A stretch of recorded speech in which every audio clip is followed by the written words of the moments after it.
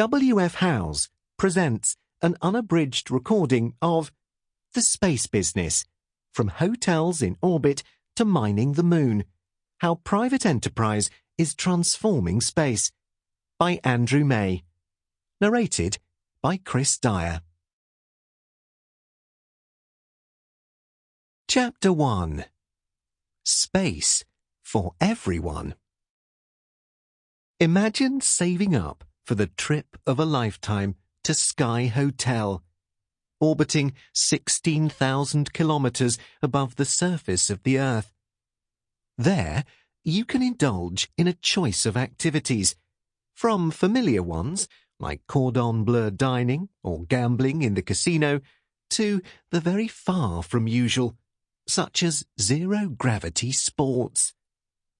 Or how about swimming round and round on the inside of a rotating cylinder, where the water is held in place by centrifugal force?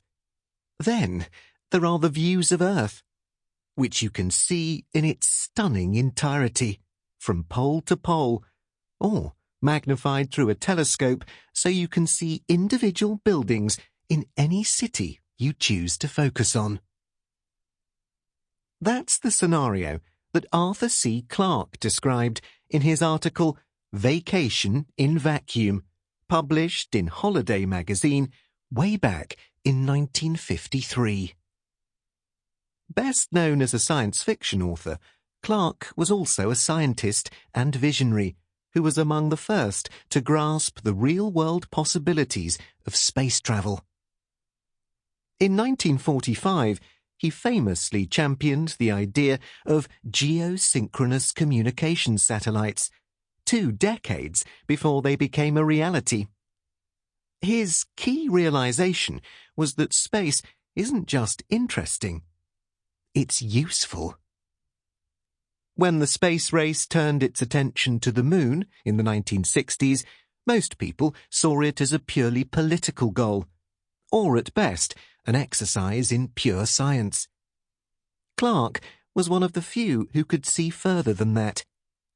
In his 1966 book, Voices from the Sky, he wrote of the moon that, "A century from now, it may be an asset more valuable than the wheat fields of Kansas or the oil wells of Oklahoma.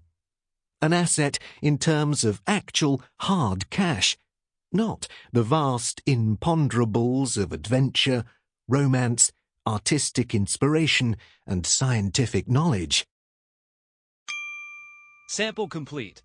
Ready to continue?